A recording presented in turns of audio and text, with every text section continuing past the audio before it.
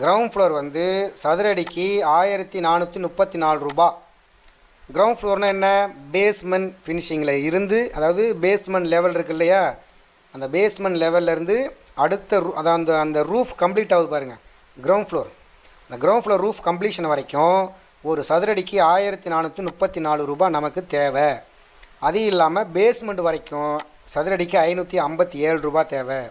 டெரஸில் வந்து ஒரு 107 சதுரடிக்கு.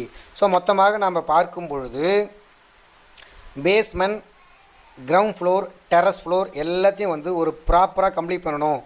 Basic level மெட்டீரியலை யூஸ் பண்ணால் போதுமானது அப்படின்னா நமக்கு வந்து ஒரு சதுரடிக்கு வந்து 2099 ரூபா நமக்கு தேவைப்படும்.